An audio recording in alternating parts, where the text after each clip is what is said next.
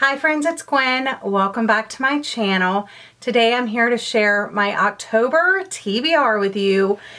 And this is a stack of hopefuls. I really do not see myself getting through all of these books, but I hope I can.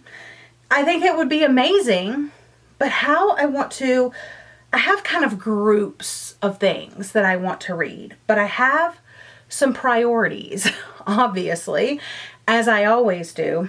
Priority number one is for my own book club. We're going to be reading Stay True, a memoir about two male friends and their lives.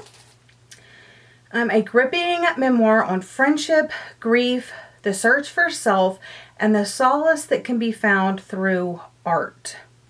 And I'm just really excited to read this. It is short, but I'm reading it for a book discussion, which obviously makes me read it a little bit slower. And our discussion is November 2nd, I believe. So I definitely need to read it this month, but I'm really excited to dive in, and I will be discussing this with the Night Owls on November 2nd.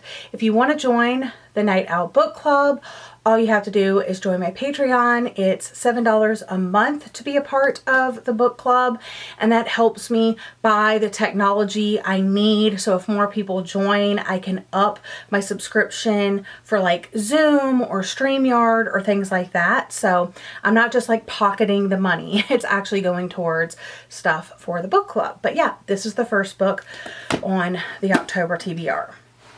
Next priority is for the Sleep When I'm Dead book club hosted by my best friend Jessie. Also, October is her birthday, October 5th. So everybody make sure on October 5th you go wish Jessie a happy birthday. But this month we will be discussing The Spare Room by Andrea Bartz, which honestly, I'm not that excited about, but I am 8 for 8 for her book club this year, and I am not failing in her birthday month. So this one it says, staying with a friend and her husband is sexier and deadlier than anyone could have imagined. It's a provocative domestic suspense novel, and I typically like those, so I hope I like this one too. Not sure of the discussion date yet, but I will pop it on the screen once I know it. Next up, for my in-person book club, which is the Well-Read, Badly Behaved book club, we are reading Rouge by Mona Awad, which was on my radar, but I don't know if I was like itching to read it this soon, because you guys know my love-hate relationship with Mona Awad. Basically, let me just say, Mona Awad is a genius. She's very smart. She writes well. Like, she is excellent at being an author and a writer and a human, and I love that for her. But it's the stories that I don't connect with. So I'm not saying these aren't good books. I'm saying they're not good for me. But I'm hoping this one is. This one says, a horror-tinged gothic fairy tale about a lonely dress shop clerk whose mother's unexpected death sends her down a treacherous path in pursuit of youth and beauty. Can she escape her mother's fate and find a connection that is more than skin deep? I do love this cover. So, my last priority of the month, of course, is The Bellwoods Game by Celia Crampion. This is the spooky middle grade group read for Book-a-thon, which I am hosting this month. I have an entire announcement video about it that is running from the 16th into the 22nd, and this is the group buddy read.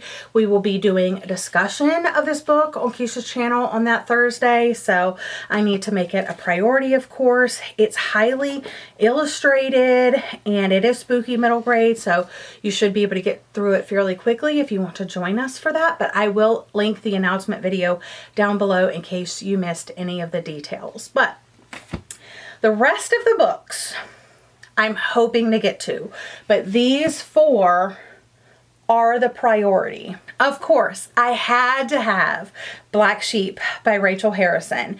Rachel Harrison has become one of my favorite authors. She writes kind of cozy horror, And my favorite so far by her is Such Sharp Teeth. And I've read everything except for one of her collections of short stories. I think you can only get it through Audible, but I'm keeping my eye out for that. But I've read her other short story. I've read all of her books, and this is her newest.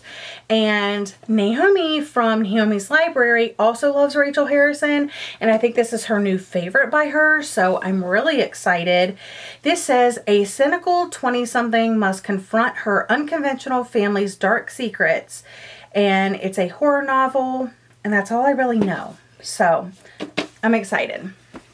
All right, I also have a small collection. I don't know if you could see. Yeah, it's right here. But I have a small collection of some like vintage YA horror books, Point Horror, Fear Street. I also have the Nightmare Hall books 1 and 2. But I'm trying to get through those, you know. But I do have Trick or Treat by Richie Tinkersley-Cusack. And this is a point horror. It's a very like classic one to read, obviously, during October. I'm a little mad about this because I did buy this off of thrift books and they have the little stickers. And I was very, very careful, but it still ripped the, you know, front cover. Just because these are so brittle, they're so old. Like this one came out and it has someone's name in it at the top there.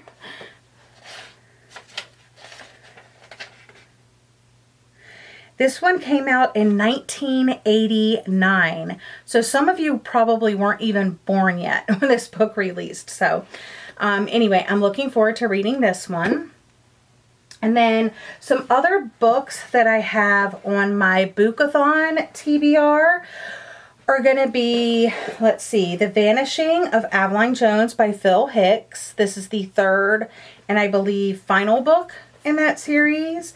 Field of Screams by Wendy Paris, which looks very fall-like, but I've heard it's kind of like end of summer type, but that's a paranormal enthusiast, isn't happy about being dragged to Iowa to spend the summer with her family she barely knows. And then I also have this one, which I don't think is spooky, but it is middle grade, and it just seems like fall vibes, but it's A Game of Fox and Squirrels by Jen Reese. After an accident shatters their family, 11-year-old Samantha Littlefield and her older sister Caitlin are sent to live in rural Oregon with an aunt they've never met. Sam wants nothing more than to go back to the way things were before she spoke up.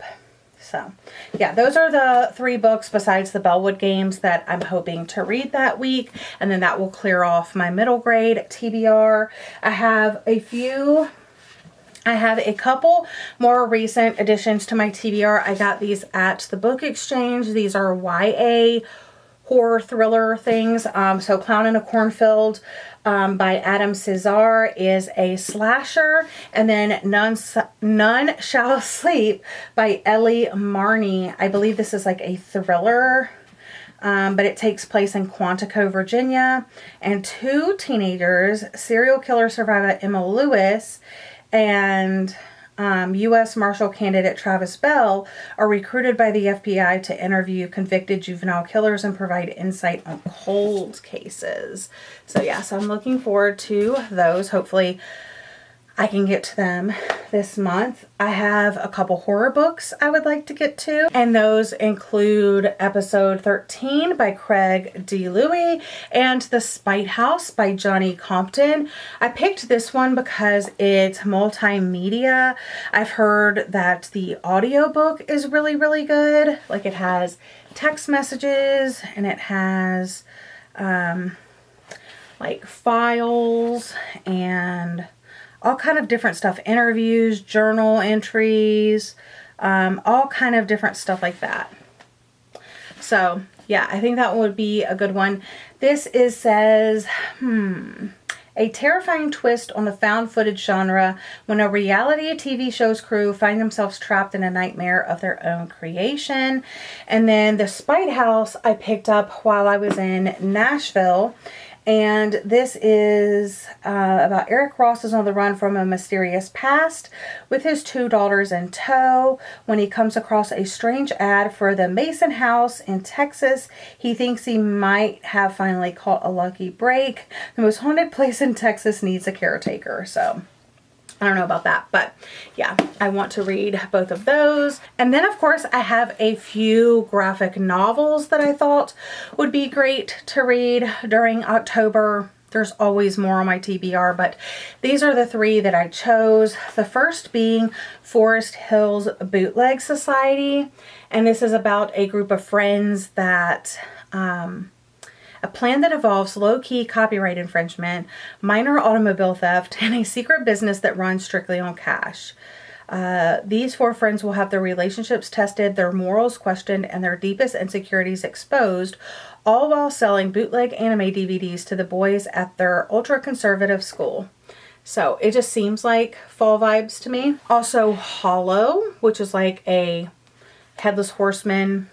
Izzy Crane and her family have just relocated to Sleepy Hollow, the town that made famous by and obsessed with the legend of the Headless Horseman, but city slicker skeptic Izzy has no time for superstition as she navigates life at a new school. Ghost stories aren't real after all. So yeah, I got that one. And then last but not least, I have this one. Let me take this sticker off. That bothers people for some reason. This is Through the Woods by Emily Carroll.